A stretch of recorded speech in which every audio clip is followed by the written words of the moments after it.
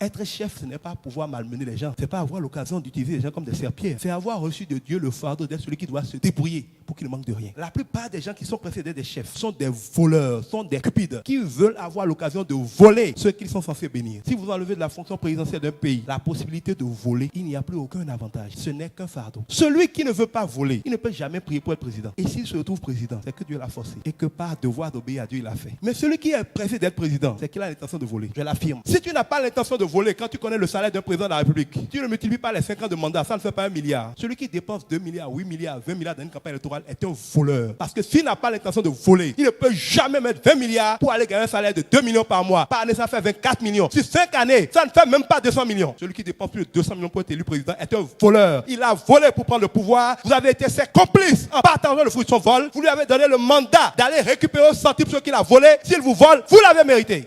Si dans un pays en classe, les candidats aux élections présidentielles parlent de fortune, nous sommes un pays de receleurs, de voleurs. On nomme ton frère ou ton fils, DG. Il a un salaire de 500 000. Il vient faire la fête au village en dépensant 5 millions. Le salaire d'une année. Vous êtes tous des voleurs. Vous l'encouragez à voler. Et souvent, quand il ne vole pas, vous dites qu'il est bête. Vous le faites voler et après, vous dites qu'il est corrompu. Lui aussi, il est bête, il vole. Quand on va le limoger, l'enfermer, aucun de ceux auxquels il a donné à manger ne viendra le voir en prison. Qui est bien malade, qui ne profite jamais. Alors, un pays où quand on reçoit de l'argent, on vote pour les gens. Un pays qui encourage les gens à aller voler. Et les expressions que nous utilisons le révèlent. On dit, non, Togan. Qu'est-ce que vous venez chercher dans Togan? Et non, soit le dit, on a un Togan, mais. Et non, soit le dit, on a un Togan. Ou bien, le bout là, vient chercher quoi? Mi fait, mais là, on a un Togan. Et là, on a un Togan. Bon, mi soye. Bon, et toi, ou Gio, on dit à quoi?